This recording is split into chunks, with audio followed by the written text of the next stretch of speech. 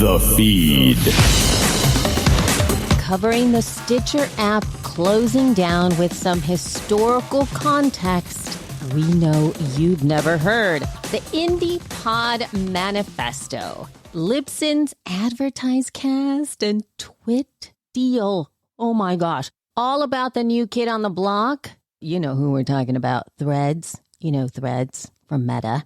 YouTube and RSS feeds. Stats, mean and median numbers, and oh, so much more. Hello, I'm Elsie Escobar, Director of Community and Content for Libsyn, and this is episode 247 of The Feed, the official Libsyn podcast, the podcast that takes it beyond how to podcast into, oh my gosh, keeping you podcasting with podcasting tips and information for the everyday podcaster, and of course, taking you inside Libsyn. Now, let's talk promos, my peeps. Let's talk promos. We thrive on being able to promote you, yes, you, and your work. So send in your 30 to 60-ish second promo so we can feature you in an episode. How do you do it? You attach it to an email and you send it to thefeed@libsyn.com. Now, if you don't have a promo, but you want your voice on the show, ask us a question or add to the conversation that you hear on an episode, or just send us some voice feedback, anything that you've got going on. You will hear a great example of that from Kristen Chadwick on this episode. You can also call us over at 412-573-1934, or you can use SpeakPipe at speakpipe.com/thefeed. That's so easy. It's kind of like leaving a old school voicemail when you called your friends.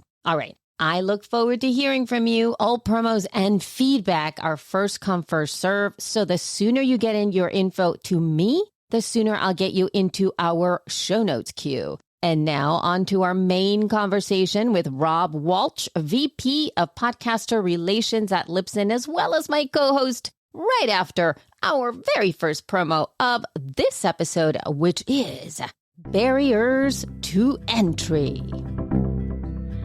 Hey, I'm Tess. I'm Bobby. And I'm Andrew, and we are your friendly neighborhood co-hosts of the Barriers to Entry podcast on the Surround Podcast Network. On each episode of Barriers to Entry, we cut through the hype around emerging tech and its implementation in the architecture and design world.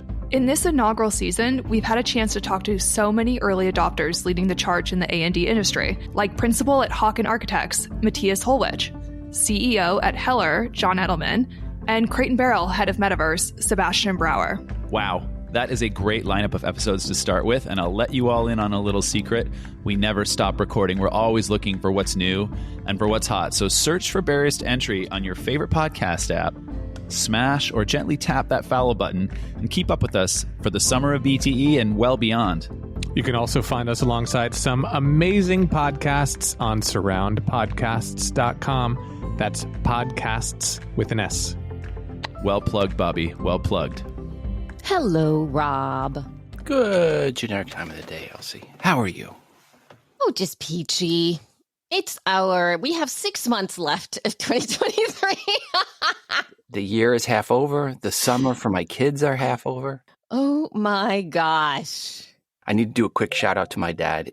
We're recording on July 6th, and today is his 86th birthday. So happy birthday, Dad. Oh, woohoo. Yay, Dad. Happy birthday, Dad. That is so sweet. I'm going to see him next week. Me and the younger son are going to go. We're going to go play golf. Nice. Wait, your dad's going to play golf too? Oh, he plays golf every week. Oh, sweet. No, yeah, he golfs once or twice a week. It's a way to get away from Mom. Oh, my gosh. Otherwise, he's being dragged off to garden shows or things like that. Poor Dad. Oh, well, good. Good. You guys are going to go hang.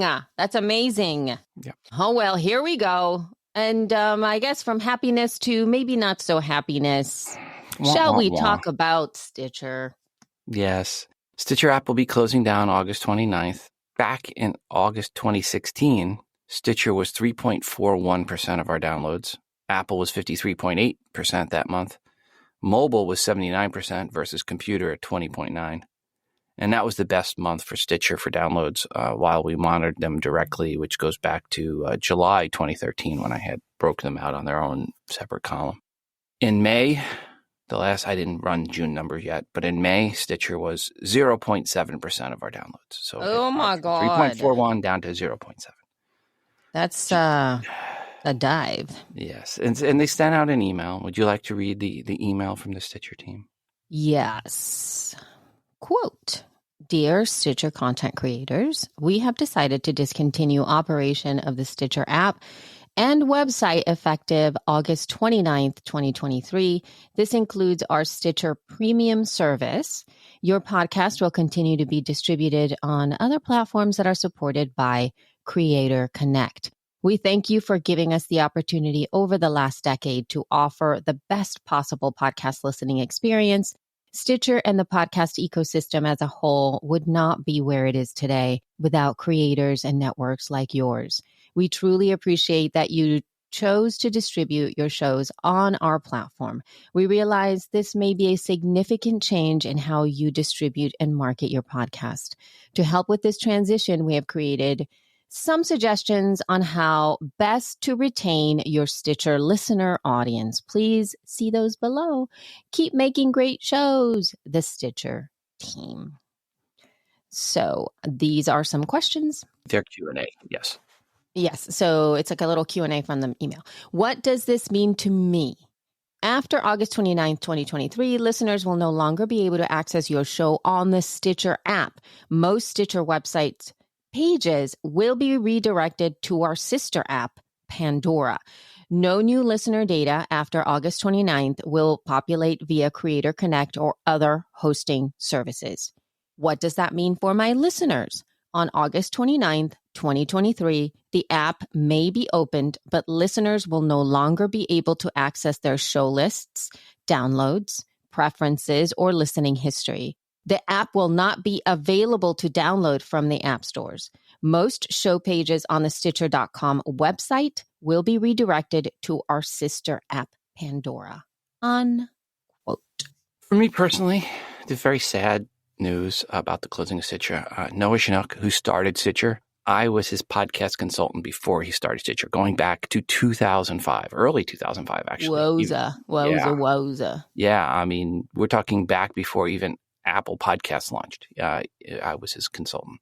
He started a podcast called Hound Bites, and it was where he was going to get short audio comedy clips from many different people and put them together. And I was the one person that told him it likely would not take off and be huge like he wanted it to be. But I worked with him technically to get the feed going and to make sure all worked. He remembered I was the one person that told him the truth. And then later on, when he started Stitcher, he tried to hire me there, but I turned down the offer. I love working for Libsyn. So Stitcher was the first real standalone app for iOS podcast consumption. And early on, Today and iPhone had huge success on Stitcher, thanks to key placements from the Stitcher team. You know, Maddie Stout and Rachel Eaton were a great team at Stitcher. I enjoyed really working with them a lot. Rachel then went on to TuneIn later on. But then Stitcher was sold and sold again, winding up at Scripps, then getting sold again to where it is now with Sirius XM Pandora. And sadly, the last two homes have not been good for the Stitcher app. First, under Scripps, they tried to overuse it to focus on their content only, and that trend seemed to continue after moving to Sirius. We predicted long ago that because of this, the percentage of share would start to drop and continue to drop, and that is what happened, leading ultimately to the August 29th, 2023 closing of the app. Ironically, they are closing with 0.7% market share, where you have others launching and talking about big things that are less than 0.1% market share. Reality is you need over 1% market share for any meaningful monetization on the aggregator side. And lately that has been 5 or so apps, and Stitcher has not been one of them for almost 2 years now. September 2021 was the last time they were above 1% market share in our stats. Wow. Yeah, so they're going to go 2 years here under 1% and then closed. But it is true. I mean, I talk to people at Podcast Movement Evolutions, and the one person told me they're launching a new app, right? And then there was a company launching an app there. And when the person told me they're launching an app, I literally thought they were joking. said funny, haha, that's funny. And he was serious. And I felt, oh, okay. Yeah. If you're looking to launch a podcast aggregator app and that's your monetization plan, yeah, good luck with that, because here is Stitcher getting out at 0.7%, and they're in the top 10, right? Still, it's tough. Acast closed theirs down last year, and later on in the episode, we'll talk about, I think, another one, Penguin FM, closing. So that's a tough monetization game to play, the aggregator app side. Overcast is the one true independent out there that has the market share and the business model to work. And it's really hard to duplicate that because of how good an app it is. And by the way, if you're looking to tell your listeners where to go on the iOS side, tell them to, if they don't want the Apple Podcast app, to tell them to check out Overcast. Comments, Elsie, thoughts? I know it's like, for those that don't realize, Stitcher was that first standalone podcast app on a mobile device that many of us have known for a long time, just because of the name, right? It was something that was everywhere for us, for sure. One thing that happened as soon as I saw that is I saw the headlines, right? Because part of my workflow is to read headlines, the feeds, to see what's going on with podcasting all the time. And I saw this headline that came in, and it just framed it in the sense that Stitcher was closing down because of podcasting. It was doom and gloom in the sense that this is just showing how bad the podcasting industry as a whole is doing. And that was the frame of the article. And that really just pissed me off, because not only did it plant the entire industry in a bad light, because it was in a publication that was sort of more mainstream in the sense that it wasn't like an indie type of, and I'm independent, meaning like a podcast business journal or even Pod News that is very specific to the industry itself. This was a larger one if somebody's reading that headline, they might just make a decision based on that. And that's what made me angry, because obviously whoever was writing this article had no idea about the industry as a whole and didn't even bother to look at what you just mentioned, which is they've been around forever. They've had a lot of shifts and changes. They've evolved in a lot of different ways. They were acquired 2 or 3 times or 2 times or whatever. And it's really hard to figure out what to do with this app, if you will. And regardless of what industry you're in, something like that can affect something to make it kind of go away or be absorbed into something else. So that made me mad, because it didn't really center Stitcher's impact in the podcasting industry as historically and culturally, in the impact that they had for us and for us to look at it and really talk about the impact that it really did have. And it just made it seem like, oh, yet another thing. The podcasting industry is dying or whatever. It wasn't really just like that, but that was the sense, right? This just to me seems like someone said, well, we got the Pandora app and it has more users overall, but less consumption of podcasts. And we got the Stitcher app, which has less users, but more overall consumption on podcasts.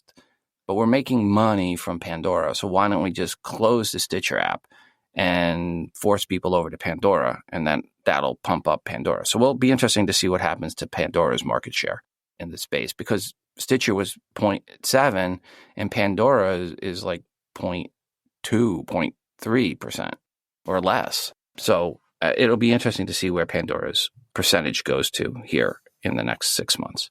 If people go to Pandora, or if people go to Overcast or Castbox or Pocket Cast or Castro or some of the other apps out there. I think that, to your point of making podcast apps and having that be your sole monetization model, thinking that you're just going to start making money off of that, I think there's really no way to really do that at this point in time, to bank on the monetization of the app itself as a way for you to make money. I think that the podcast apps out there that are positioned to make money are the ones that are going to be providing a service to the listener that doesn't exist at the moment, or that is in some way being helpful to what a listener would want to do as they consume podcasts. And I'm saying that because an app like Snipped, I really love that app as well. And I use that app as a listener to take notes, to capture thoughts, to send ideas onto my knowledge management system that I have, so that there is I was going to use a very large word that I know in my head, but then all of a sudden I couldn't say it anymore. But interoperability? Yes, that. See, we complete each other's thoughts. Thank you so much, Rob. But that word, yeah, because it goes from one thing to the other thing. And I think the power of the usability for the person who's listening is in the ability to take information from one place to another place as they're listening to podcasts. And that's where the magic is. That's a service I would pay for, but it's not because that's where I listen to my podcast. The majority of my podcasts live on Castro, and that is it. I just listen to them there, and I will continue to pay for that app for as long as I possibly can, because I don't want it to go away. Now, when it comes to Snipped, I am very specific about the shows that I listen to there. And again, like I said, I listen to it for learning, for education, for capturing quotes, for ideas, for thinking. It's a completely different user experience. And get this, I love to be able to have it and use it on my iPad, because I like to watch the script. Like it transcribes everything. So I like to watch it. I like to watch the words. Because again, I'm doing it for a different reason. I'm not doing it to go out and work out and do the house cleaning. And I'm doing it because I'm listening to a very specific podcast that I want to learn from. And it's how I take notes. Well, Noah, thank you for coming up with Stitcher all those years ago and getting that started. And again, sad day. Sorry to see it go, but it is what it is. And it definitely was not a sign of the industry. It was just, again, an app. And we said this long ago on the show, that when they changed the focus of who was getting featured to just Stitcher network shows, that was going to cause an issue, because podcasters were going to stop recommending it. Yep. And they never really did a good job updating the app from a usability point of view. It was at one point in time really good and ahead of everyone else. And then other apps definitely went past it. Oh, absolutely. It's something that folks nowadays really have to think about too, in terms of app development as well. You cannot just create a podcast app and be done with it.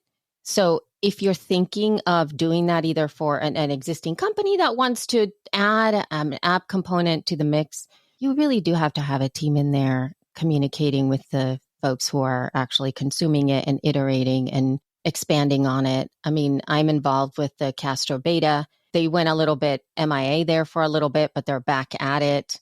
And again, it's because it takes a lot of resources to continue to expand the app. The Snipped app has a community that works on Discord where it's very active. They're constantly interacting with the people that are using them. So they have really huge fans doing that. Marco has a podcast of, the Accidental Tech podcast, where there's community that connects with him. He is active on social media. He's able to do updates all the time. He works on the app. That is that's almost one of the key things he does with his life. And therefore it shows that. So there's a lot of things that you need to think about when you're creating an app. It's not like we're done. This is it. Right? Things are changing very, very fast, especially as new podcast listeners come into the scene. And maybe the core things that you feel need to be in an app are now kind of changing a little bit. And there are very specific niche uses in apps. And we need to point out, Overcast, first off, Marco as a developer is worth 5 or 10 developers at most other companies. And this is true. And I don't want this, don't call it a hobby. I want to call this a passion project for him. Mm-hmm. It's a passion project where he really cares about it. And he's very talented at developer, and he is creating an app because he wants to consume podcasts and he wants people to consume podcasts. So his motivation behind it was not, and I don't believe is, the monetization. He does monetize from it, but from talking with him, I don't believe that's his first motive or even his second. I really believe his first motive is he wanted an app that he could consume podcasts with for himself. Correct. And I think that is the right motive. And that's why Overcast has done so well and been able to do so well. And again, having a developer as talented as him in there and controlling it all. And he gets to get the vision that he wants. Yep. There we go. Okay. And now moving on to the Indie Pod Manifesto. So it's something that I was a part of a while ago. I can't remember when the actual survey went out, in all honesty. It was like a census that went out for independent podcasters. We did mention it in one of our episodes, and She Podcast was part of getting the message out to some of our communities. There were a lot of folks who were really supporting this to get as many people to fill out the survey as you could. It was a long survey, too. It was one of those surveys that was at least 10 minutes long to finish. But they actually got over 1,200 respondents, obviously self-selected, and absolutely 100% folks who were willing to spend about 10 minutes filling out all the information. So that selection was very biased, if you will. You know, there's not very many people who are going to fill something out and give as much information. But that said, though, it actually is reflective of the most passionate in the industry who are in it and have been in it for a long time. So I do feel that it emotionally and culturally aligns with what it takes for those that want to be in podcasting, which is actually one of the reasons this podcast exists. We speak to you to keep you podcasting. So head over there to read the whole thing. It's actually really, it's a lot of words, and I'm not going to read all the words here. But there is one quote that I feel to those in podcasting need to like listen to it and keep it close, because Rob and I have often talked about this on the show. So this is part of the manifesto, which is much longer. Quote, "Here's to the indie podcasters who hone their craft, always thinking long-term, adapting, collaborating, and staying dedicated to the growth and sustainability of their podcast. The ones driven by a passion for sharing their authentic voice, embracing creative freedom, and fostering meaningful connections with their listeners." End quote. And I have to say, Rob, what you were talking about, Marco, this is actually very reflective of what you were just saying, right? So it's not just podcasters. It's people in podcasting who are this. Your podcast should be your passion project. Yeah. And there's, bonus points that comes along with that if you do commit with it for a long time, right? And I have a quote because there's these pillars. So they have these pillars that I have down at the bottom here of our show notes. And I have a quote on pillar number 8. My quote is this, quote, "The drive to podcast from independence is fueled by resilience, necessity, and enjoyment. Resilience is evident in those who persist behind the mic against all odds. The necessity arises as many individuals rely on podcasting to empower themselves and their communities, utilizing their voices as the sole means to do so." And yes, enjoyment, since podcasting is challenging. Despite the difficulties, the sheer delight and joy it brings serves as the fuel that motivates most of us to keep podcasting, end quote. Anywho. So here are the 10 pillars. 1, indies play the long game. 2, indies are driven by purpose. 3, indies streamline their workflow. I hope you do. 4, indies experiment and adapt. 5, indies learn from listeners. 6, indies own their content and monetize on their own terms. 7, indies value individuality and applaud sincerity. 8, indies use their passion to overcome challenges and defy the odds. 9, indies change the way their listeners see the world. And 10, indies put purpose and passion ahead of fame and fortune. We all would hope that. Right. Like I said, the one where it's streamline your workflow. Indies have to, because we don't have a team of 8 or 9 doing things for us. You have to, or you don't get content out, or you don't get good content out, right? You don't want to spend 90% of your time doing non-content related items. You have to spend the majority of your time on content related items. And the only way to do that is to streamline your workflow, which is why when we look at new features on Libsyn, we look at how does this save a podcaster time? How does this help them? How does this make their life easier? Like the YouTube feature 10 years ago, it was, okay, I am taking my audio and I am now converting it to video, and I am taking that and then I am uploading it. And that's adding a half an hour at the end of every episode. And if Libsyn could do that for you, we save you a half an hour every episode or more, depending on the length of your episodes. And so those are little things like that, the little stuff that helps, the social media calendar, scheduling those things. That's what we look to do, is help support indies by giving them the tools to make the workflow process simpler and easier at the end of the day. Yeah, absolutely. And if you want to know more, or actually there's a PDF that you can get down from all kinds of data that these pillars came from the data that was submitted in the survey. So if you head over to the link in the show notes, you can get the download, and it's got a lot of really wonderful information within it, with lots of percentage points and data from people like you, so that you feel like your experience is like many other people's experience, because sometimes we feel like we're in a silo, and the narrative that's out there from a lot of people within the industry clashes, and it makes sometimes us doubt what we're doing. And this is actually a wonderful place for you to feel like, oh, okay, I'm in the right place. I need to keep podcasting. This is good. There's other people like me. That is what I love about that. Okay. Anyway, here we go. This is our first email of the show. Hello, Rob and Elsie. Dave mentioned on his Libsyn Start Podcasting Basics webinar that it would be possible to send in my podcast business cards for display at Podcast Movement this August, where you will be attending. I'm very interested in having my podcast business cards displayed. I would like to know how and where to send these cards, as well as approximately how many business cards should I be sending in. Any additional information you may have in this regards would be extremely helpful. Finally, I would like to give you my appreciation for the consideration of helping me promote my podcast. Thanks in advance, NR. Hello, NR. Thanks for reaching out. And yes, you can snail mail 50 to 100 cards to me for your Libsyn hosted podcast. So folks, email me, rob@libsyn.com, if you want to send me cards. And yes, absolutely, you have to host your podcast with Libsyn for this offer. Please make sure you get them to me prior to August 15th. Per advice on the cards, when you're standing up, if you were to place the card on the floor near your feet and look down at that card, ideally, you can tell what your show is about when you quickly glance down at that card at that distance. If you can pull that off, your card will find its intended audience. Less is more on the front of the card.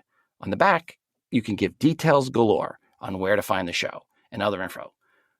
But the front, less is more. Again, email me, rob@libsyn.com, if you want your cards to make it to Podcast Movement if you're not going to be there. And please, this offer to mail them to me is for those not going to the show. If you're going, just bring them with you and we'll add them to the table at the show. So only for those hosting on Libsyn and not going to the show, email me, rob@libsyn.com, and I will give you the instructions on how to get those cards to me prior to August 15th. Right on. Okay. Oh, I got a worse email. This has been a thing. We haven't had that yet. Okay. All right. So go for it, Rob. Worst email of the week. This was a string of emails, and it started with support, and it came to me. And it came from a woman who wanted every trace of her interview on a podcast that we host removed. She was going off on our support team, complaining that the episode was still indexed in Google. We explained we don't control what in Google indexes and how long it's going to stay in Google, and that the episode was taken down by the podcaster. And one of her rants for this episode that went live, by the way, over 5 years ago. So this is something over 5 years later. She wanted this, and she claimed one of the reasons to take it down is that she is a private person. Okay. You did an interview on a podcast 5+ years ago. Wow. What did you say on that episode that has you so concerned today? But here is a suggestion. If you're a private person, don't be a guest on a podcast. Ever. Wow. Yes. Okay. Yeah. Ultimately, we tried to explain to her, if the episode is down, it is down. And the post was deleted. And there's nothing else we or the podcast producer can do. And she never seemed to get that point. It's where our old system, where if you type a URL in for our old web pages, it would then not give you a 404 error. It would take you to the page and then show you the URL you typed in. Because it's still indexed in Google, if you click on the link, it takes you to the podcast page, but there's nothing there. It says no episode found, and then it shows you the URL that got you there. So her name is in that URL because it was in the title of the episode. In one email I sent back to her and I said, look, if you replace your name with Elmer J. Fudd, it will show the URL with Elmer J. Fudd. And I go, if you replace it with Pink Elephant, it will show Pink Elephant. Flying Pink Elephant, actually, I said. So she didn't get that. So in the next email, I said, well, if you replace your name with Karen Carpenter, it will show that. And I go, if you replace your name with Karen Allen, it will show that. And I don't know if she picked up on the Karen theme there, but it was where I had the little devil on the left shoulder and the angel on the right shoulder. Gosh, and I was sitting there trying to type the email, and the devil's telling me what to type, and the angel saying, no, take that away. Don't do that. And then I had to flick the little angel off the shoulder, and me and the devil sat down. Okay, how are we going to reply here? So I just wonder what's going to happen when she learns about the Wayback Machine. Head goes boom. I mean, okay, so she can't listen to the episode. You can't listen to the episode, but she's like in these rants. One of the rants was like, I don't want my name driving traffic to your site. And I'm trying to explain to how this works. I go, this is like a 404 page. She's like, I am adept at website development. And that's where the angel won, because I started typing, no, you're not. And then the angel said, don't delete that. I'm like, oh. Yes. I'm like, okay, I deleted it. It was just this funny thread, and I was sending some on back to the support team going, yeah, guys, just anything on this, just forward to me. And it was definitely the worst email thread. But again, if you're private, don't go on a podcast. And whatever she said 5 years ago, obviously she's embarrassed by it because she was going in full Karen mode. All right. Well, I mean, if nobody can download it, then nobody can download it. And that's what I'm trying to explain. Like, it's gone. She's like, I see it on your site. I'm like, you're seeing the URL. That's all you're seeing is a 404, the way our old pages worked. Anyway, I like how you wrote here, head goes boom. Yes. Head goes boom. Okay. We have a partnership that we had a PR release that on the last week of June. And I'm just going to go ahead and start reading a little bit of this. So June 28th, 2023.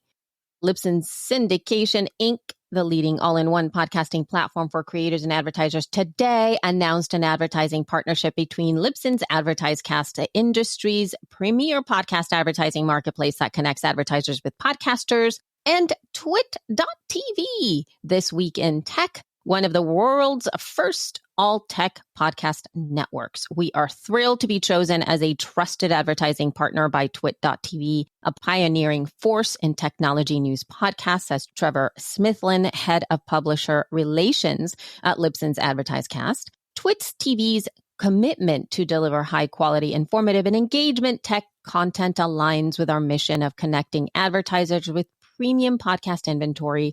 We look forward to providing Twit.tv's growing tech-savvy audience with impactful and relevant ads that enhances their listening experience while supporting the growth of their favorite shows. End quote. So we now have both Kim Commando and Twit hosting on Libsyn Pro. So thanks to both for choosing Libsyn Pro and AdvertiseCast there to work with for advertising. And we're excited to have Twit and Leo on board. So good news all around. This next one, it always seems between 2 week period, I get these emails that come in clumps, like the same question worded differently, and where I almost literally copy and paste my response to each of them. And so this was this last 2 week period one. This is the easier of the emails to put up there. Hi, Rob. I was looking at stats for our show, and I'm confused by the zeros in some of the columns. Screenshot below. Does that mean there was 0 listens in the first 7 days for some of these and 0 listens after 30 days for some? Not just understanding exactly what I'm looking at. Regards, NR. And to start, I'm going to say this. This was per our Libsyn 5 UI stats. That this is where we give you the first 7, 30, and 90-day numbers for an episode. And in the screenshot and our mention, there were some episodes released in April that had 0 for the first 7 days, then a number for the first 30 days. There were others had 0 for the first 7, 30, 90. Some had 0 for the first 30 and 90. Some just had 0 for 90. If there is a 0 in the first 7, 30, and 90, right? So for first 7 and 30 and 90, that means the episode is not 7 days old yet. If there's a 0 for the first 30 and 90, that means the episode is not 30 days old. Until the episode hits that many days old, just a 0 is shown. However, total will have the number of downloads regardless of how old the episode is. So for the first episode, it is 0 for 7, 30, and 90s because the episode is less than 7 days old for this person. But total was 814, as it does have downloads. However, for the one where it was 0 for the first 7, but a number for the first 30, it means that he uploaded the episode, scheduled that episode to go live more than 7 days after the upload, but selected the option to have the media file always available, which means we start the stats at the point of upload going forward. So when scheduling an episode for release where you want the 7-day number, it is best to select the option based on release schedule. So the option for media file availability based on release schedule, that will keep stats from starting its first day until the episode is then released. In other words, that is how you match up your stats to your release schedule. It does mean, however, you cannot share the direct link of the episode with anyone until the episode goes live. So there you go for all the folks that emailed in or are wondering about that first 7, 30, 90, and why sometimes the 7-day number is 0 and the 30-day number has a number. There you go. Answers just for you. And okay, here we go. Another email. Hi, Rob. I wanted to make you aware of a glitch with Libsyn 5. For about the past 4 weeks or so, when I upload an episode, sometimes I receive an error message before, during, or after the file has been uploaded saying that an error occurred. If I attempt to upload the same file again, it will tell me that a file of that name already exists. I therefore have to rename the file and try again multiple times before the file will be accepted by Libsyn and processed. Today, however, it's gotten to the point where multiple attempts haven't yielded results. If I refresh my browser, restart my computer, and log back in, this doesn't appear to help the situation. Please advise. Thank you so much. Hi, Anna. First, sorry for the issues. And in the Libsyn 5 UI, when publishing the episode, when you've already done this upload and you've had the first, you've uploaded, you go through that first upload and you get that error message. Then go back, publish, and click on upload new, and then click on the media library, and you should see the file there to select. When a file is uploaded, if it does not get attached to the episode that you were creating because of an error, it will still be uploaded to your account, and you go to the media library, which in the Libsyn 5 UI is similar to the FTP unreleased queue in the Libsyn 4 UI. Again, to find that, first click on New in the upper right, then select Upload Audio. Then on the next screen, click on the Media Library button, which is in the right of the box for Add Media File. So there's that box at the top says Add Media File, and then off to the right below that, you'll see a button that says Media Library. Once you click that, you should see a list of episodes that have been uploaded but not yet assigned to a specific episode, which again happens if there's that error message, which can happen because of a disconnection somewhere in the string between a connection between you and us and our account. So sorry about those issues, but yes, if you see that message that says the file's already uploaded, that's where you find it, Media Library. And this is a wonderful time to put in promo number 2. This is Find Your Dream Job.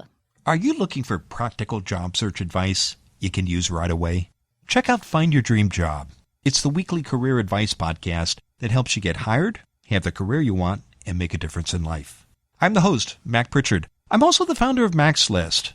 It's a job board in the Pacific Northwest that helps you find a fulfilling career. Every week, I talk to a different expert about the tools you need to get the work you want. Typical guests include career coaches, resume writers, recruiters, and HR directors. These are the people who know what works and doesn't work in a job search. In every 25-minute episode, you get actionable ideas to make your next job search easier and shorter and find a job you can love. You can listen to Find Your Dream Job wherever you get your podcasts. Awesome. All right. Thank you. Okay. And now On to, I guess this is a little bit of a dessert or time wasted area.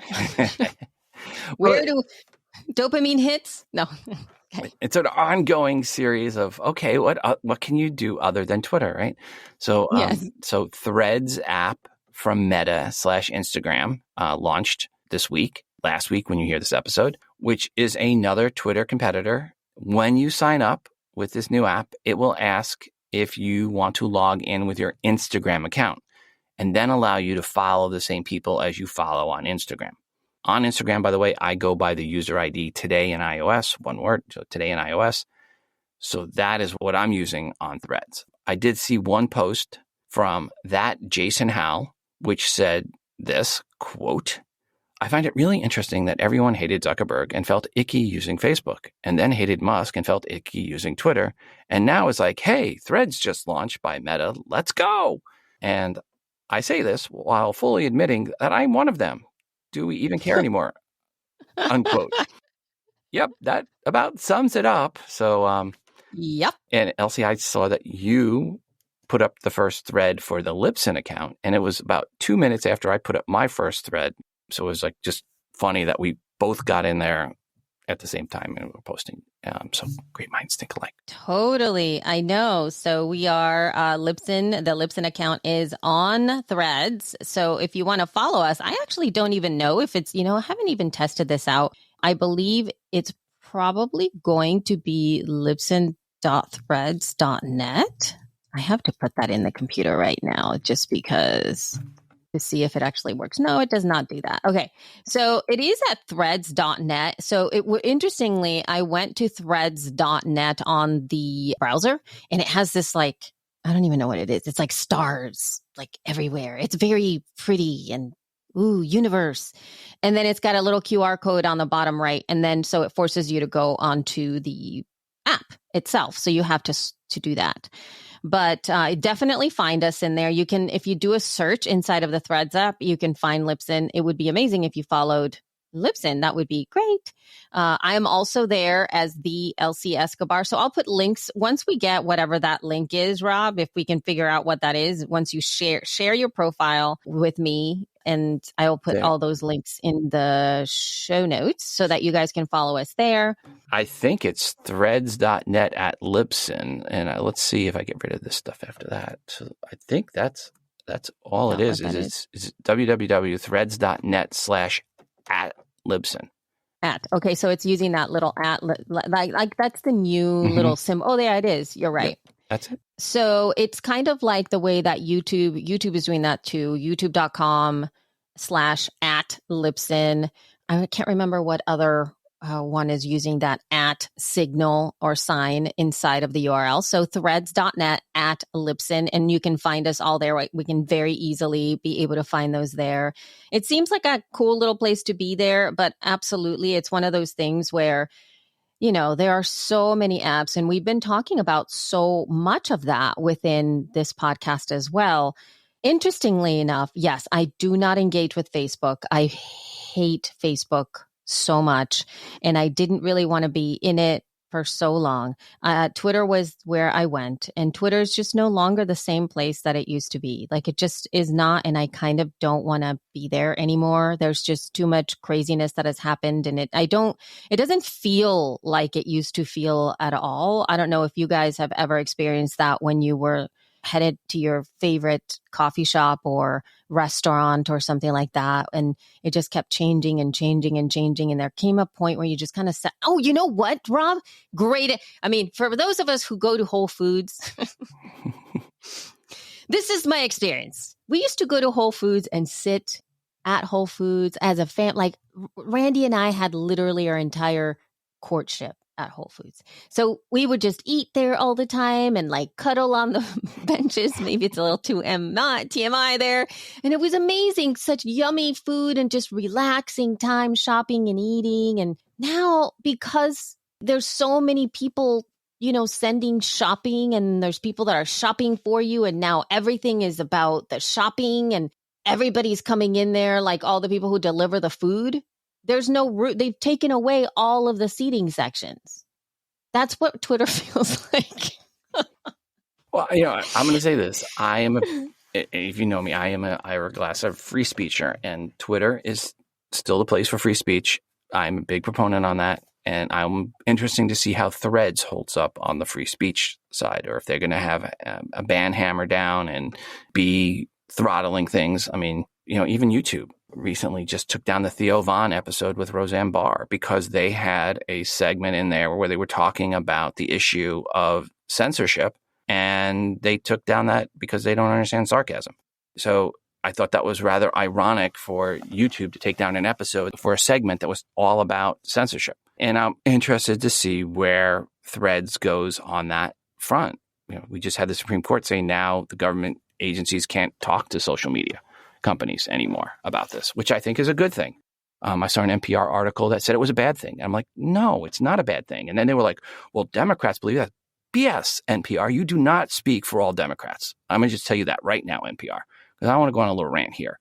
The one thing the left and the right at one point in time used to agree on was free speech. And there are still some on the left that really do believe in free speech. Thank you, Bill Maher, for being one of those most outspoken ones on the left for keeping that.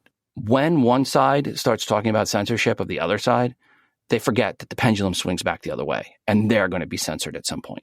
And people just have these short memories. So anyway, I like the theory behind what Elon Musk is doing. Execution has been less than optimal, but in theory, I believe in free speech and getting out there. And you can't have the government saying what is misinformation on some of these things that is subjective. What's misinformation? Because some of the things that they said was misinformation and now have been proven not to be misinformation, and on both sides of the aisle. So anyway, there's my rant on that. And the beauty is podcasting has always been a very free speech at pro place. So even though Elon keeps saying Twitter is the free speech capital, podcast has always been the free speech capital. And Apple, by the way, thank you for supporting free speech and podcasting and not taking down podcasts. We should give Apple kudos on that. All right. I know, Elsie, a little rant there. Sorry. Well, I mean, part of it is Elon is, yes, absolutely on the execution part of it, but it's just some of the mistakes. There's only enough things that you can do with when you're saying like it's still the free speech, but only if you can read 600 posts a day or whatever it was, or actually the number has gone up. And it's like, all right, well, that's what I'm saying. That's not what's happening, right? It's not whatever his idea is. It's not what's actually happening in the app, and it's making things not useful. So it's sort of like it's becoming a little bit more like a trash can where you can find some really neat things in there that somebody threw out, but it's no longer the place that it used to be. It feels more like that, or you're sitting there by yourself and nobody sees what you're posting, because the algorithm is so screwed up or so weird now that I'm just like, what is happening? And it's unrecognizable to me. So that's why I like Threads. Did you see the quote from the VP at LinkedIn recently? He had a quote about if posts go viral on LinkedIn, the first thing we try to figure out is why, because we don't want that. That's so funny. I actually just shared with our social media team an article. I'm gonna make myself a note here, hopefully, to be able to do it. I shared an article about what the algorithm is inside of the LinkedIn as a whole, and it's a really neat. I really dig it. I also find that posts on LinkedIn have a way longer long tail, like way long. Like it doesn't just go away. Where I can write something and I can get comments on something for weeks. And I'm just, whoa, this is amazing and kind of great. Because I'm not used to that. Usually everything this is why it's so frustrating for me as a social media person, is that when you create content, you spend so much time curating the content to be, at least this is what I guide the team here at Libsyn to do, is to create content that is helpful. What I want, what my dream scenario is with the content that we put out, is when somebody reads it or consumes it, they go, oh, that was really helpful. Like inside of their brain, whether they implement the information or not, in some way, shape, or form, besides the memes and things like that, because there's fun stuff, right? But that they go, oh, that was really helpful. That's what I want.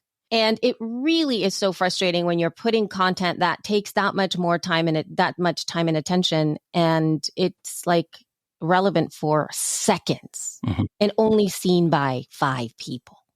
I don't think that speaks to the content, because if it was, I would know. I would be like, this content sucks. I would tell the team, this is not good.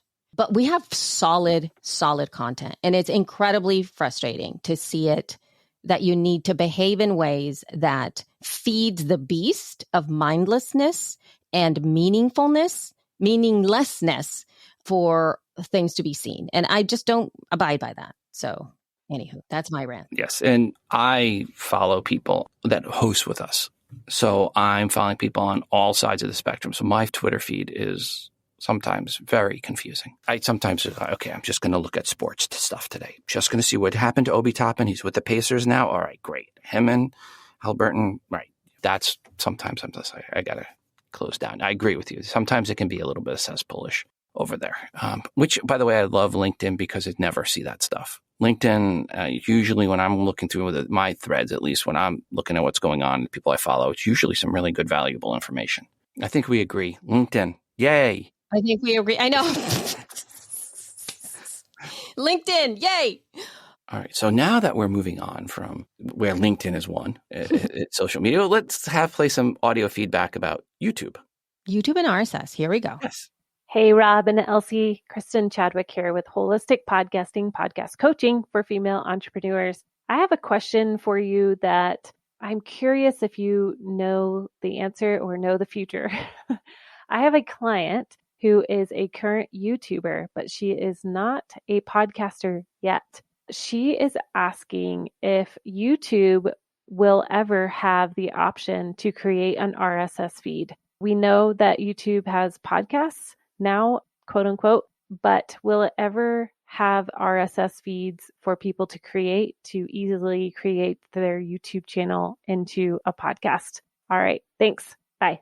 Kristen, thank you so much for sending that in. And YouTube will probably not do true podcasting, as that would require the files be downloadable and where they can be played back offline and where the audience is anonymous, which means they can't monetize the same way they do now. Additionally, as you know, RSS feeds have issues. They can break easily where your show does not update, which means even if they did support podcasting, do you really want to be on YouTube where there's like zero support? Just saying. Go try to find someone at YouTube, get a customer service person to help you, see how that works. Finally, most aggregators only support audio. So you might as well just have them strip the audio from the video, then upload that audio to Libsyn. As mentioned, I believe on the last episode of the feed, I think it was, but it might have been episode 244. With our Libsyn Studio offering, you can get pre-produced intro and outro uploaded to be used with audio you strip from the video, making it really easy for YouTubers to offer up a podcast. We have many doing this now. So tell your client, strip the audio out and make it available now as a podcast. Go to audio for the podcast, keep your video on YouTube. That is the best recommendation for your clients. Right. And to know. I mentioned this, in the next one earlier in the episode, and that's Tension is closing down Penguin FM on September 6, 2023. The service was launched in 2015. The reason for shutting it down is it just never attracted the users seen on Himalaya, Dragonfly FM, and Lizzy, which are the big audio apps in China. And I'm hesitant to call them podcasting apps, as some do. I've seen people reporting them, those apps as podcasting apps and the podcasting audience in China. The apps are more audio apps closer to Clubhouse or Audible than to podcasting. Some of them are where people going in and they're buying and getting access to content that way. Others it's more of a live Clubhouse feel. That said, some count them as podcast apps. So hence the story about one of them closing down. I don't personally count them as podcast apps. I think they're something different. Most of them don't even support RSS feeds. So hence why I do not consider them podcast apps. But that said, they're misreported as that. So I am going to, continue that misreporting. Oh, wow, that didn't work out the way I thought it would. Okay, never mind. All right, next story.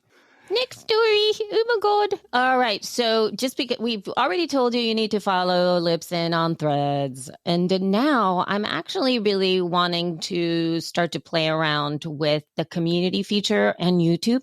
Okay. Because there's never been bad comments on YouTube. No, you are correct. So the community is actually, you can't really see it too much unless you are consuming YouTube on your phone. And it has the vibe, which is kind of like an amalgam of Instagram, TikTok, and Twitter all at once. And if you are subscribed to a channel, you will see those community posts come up as a feed. So when you're in the same way that you would browse any other social media, and you can share GIFs, you can share images, you can link to your videos. Of course, you can do just plain old text posts. You could do questions and polls and things like that. And I'm curious. I really want to play the game. We've been doing a lot of work on our YouTube channel, and I kind of want to play with that. So if you don't follow us on YouTube, please do. Our team is creating some incredible stuff on there, and it would be another way for you to connect with us. And we would love to start polling people to see the kinds of videos that you'd like to see from us. So check it out. That's number one. And also, because I've been doing a lot of data culling through the Tanner channel, I kind of pulled some data points from our YouTube play of the feed over there. And what neat thing is that it gives you all kinds of really interesting data points in there. And I mean, listen, obviously people are not listening to the entire podcast. Our show is long. So the general... Some longer than others. Some longer than others, correct. And most people, I guess, like the longest, it seems as if the longest amount of folks that listen to the show there is around the 7-minute mark, although there are more people who do listen to that, but that's on average, right? So there's a few outliers who are like going for the long haul. But one of the key things that I really like about this is that people are finding our podcast, Rob, via external Google search by 52.5%, which is awesome. I am surprised. I looked at these numbers and I was figuring, okay, they're finding our podcast on YouTube via YouTube search. Wrong. That's 4.9%. In fourth place, we're actually being found by Facebook at 9.8 and then Twitter at 8.2, then YouTube. Yeah. So, wow. Okay. And I think, part of the reason that I'm going to start to optimize those show notes in quote the description, right? Because I don't put the entire show notes in there because YouTube works different. But if we can get, like, my goal for posting on YouTube is to gain more audience and ultimately people to follow our audio show. That's all the ultimate end game here, to grow our audience all the way. And if we can get the search from people searching and finding us in the podcast, going to the YouTube channel, and then following us on Apple Podcast or Spotify or Overcast or Cast or wherever, sweet. I'm good with that, right? Yeah, I think what that says, though, is that Google's algorithm heavily skews YouTube content. This would be true. Yeah, for sure.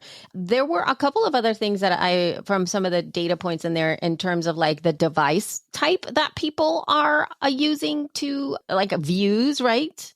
And interestingly enough, the computer is the number one for that versus anything else.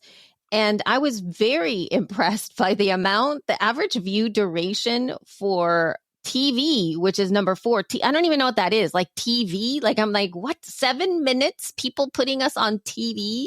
I guess it's smart TVs. Still though, it's right. TV. It's like big, right? You don't have a baby TV. You have a big TV. And the average percentage viewed was higher than anything else. It was 9.9% average percent viewed on TV versus 3.6% on the computer or 4% on the mobile phone. Yeah. So, wow. Yeah. Okay. I'm just saying, like, with a lot of this data, for me, it's just going like, oh, interesting. All right. And to actually see that folks are, for sure, consuming the content on there. And I don't know, I feel like if I were to guesstimate from looking at this data, that we have gained, I would say, about 100 people like 100 in quote audience members, listeners, watchers on YouTube. If I were to look at the data and kind of like take things out and outliers and stuff like that, to be able to see that. So all in all, and mind you, we just started to get this data. This is from when we started, and I uploaded the majority of our back catalog for 2023 in the third week of April. And this is the data that we've been getting there. So, I mean, as a whole, we have returning viewers at about 156, and we have 370 unique viewers. So, hey, I'm good with that.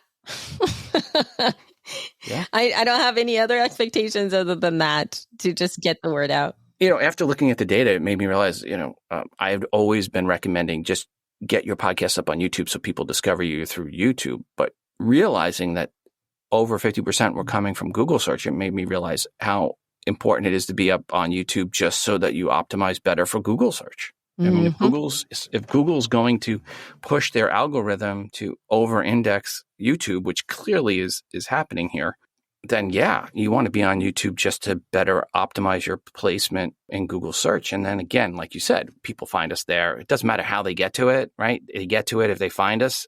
That's what you want, right? Discovery. Yep.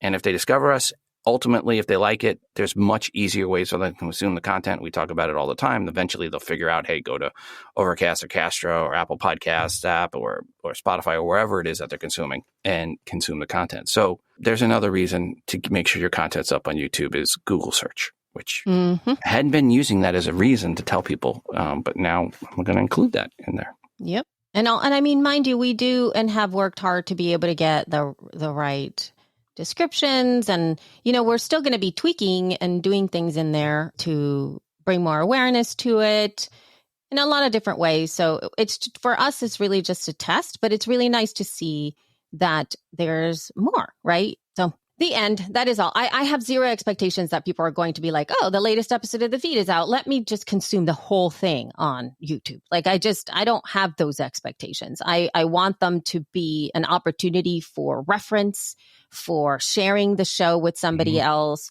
for going back to the chapter marks, to consuming content of conversation that they really want to hear versus the whole thing. Like, I want to facilitate being able to listen to what we have to say. I'd rather have that versus, hey, we got to get you to consuming the whole episode. That's my goal, because it's not going to happen. That's not the behavior that we're seeing. So yeah, that is it. And kind of speaking about that, you've got an article you'd like to share. Yeah, finally, if you want some fun or at least interesting reading about the whole Meghan and Harry and Spotify debacle broken out in a timeline, there is an article on insider.com, we'll have a link in the show notes, that takes you through this train wreck of a podcast deal, step by step, with even some reporting in there about one of the interviews, at least, being done by a ghost interviewer and not Meghan. And then I guess they edited Meghan in to make it sound like she did the interview. Oh, wow.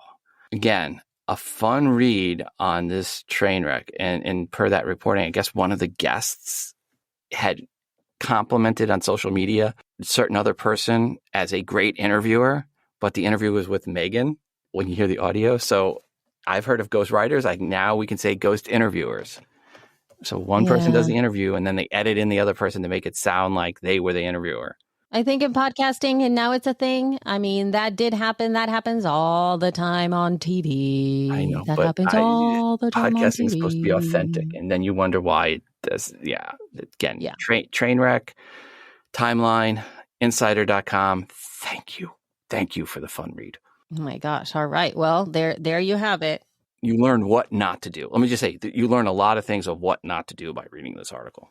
Oh my goodness. All right. And then on that note, let's move to promo number 3 from, actually, this has become a very happy podcast for me. I really love this show. It's awesome.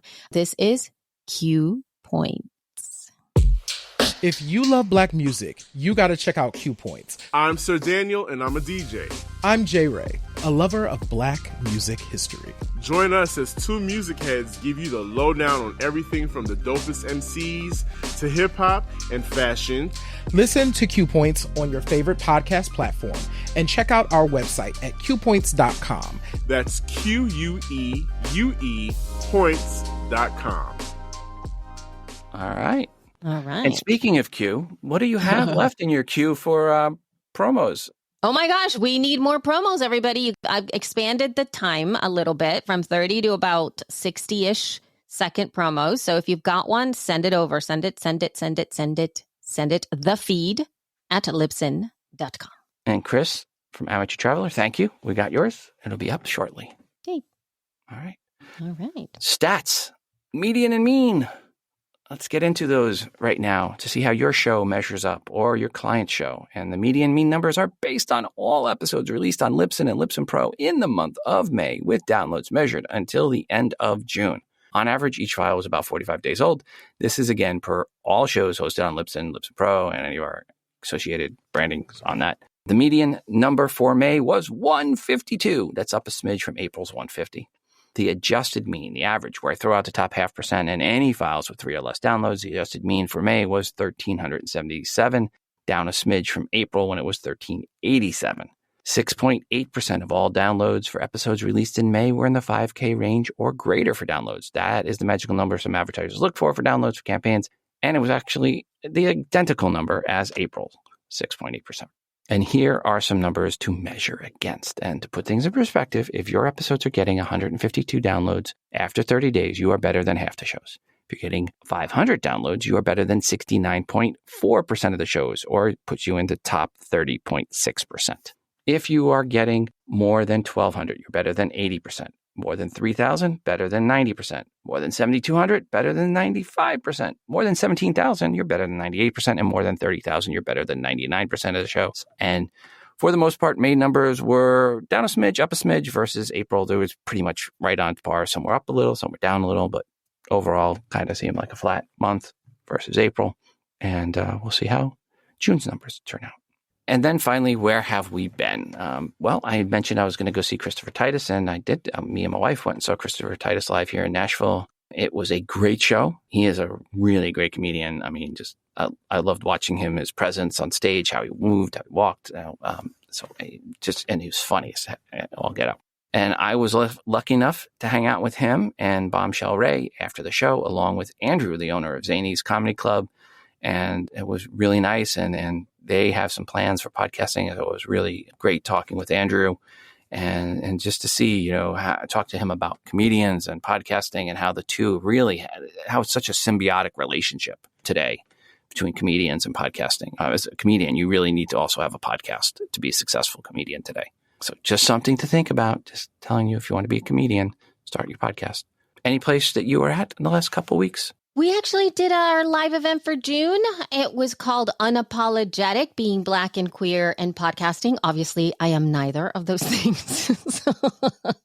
So we co-hosted this event with Libsyn sponsored. She Podcast partnered with theCUBE, and Anna Deshawn was the panel leader of this event. This is the second year in a row that we've done this. We had a fantastic turnout for the event. It was streamed on June 28th. And I'm going to go ahead and put that information in the link in the show notes if anybody is interested in checking that out, because it really was a lovely, lovely time with folks being over there. Lots of wonderful information. Anna Deshawn is probably one of the best moderators and panel hosts that I've ever had the chance to work with. So she's fantastic.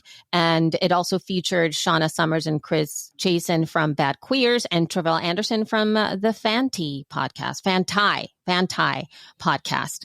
So really cool. Really cool. I'll put a link in the show notes. Where are we going? Podcast Movement, Denver, August 21st to 24th. Remember, get your business cards to me before the 15th. And time to get your tickets.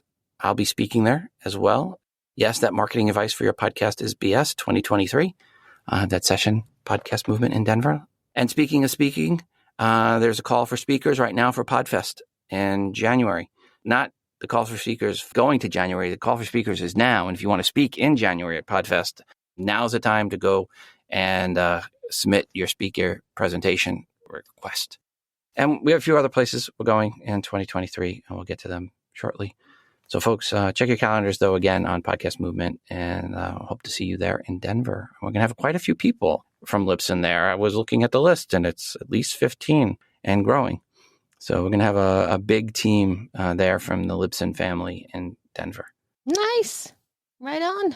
And if you are looking for a job in podcasting, make sure you go to podcastingjobs.com. Again, podcastingjobs.com.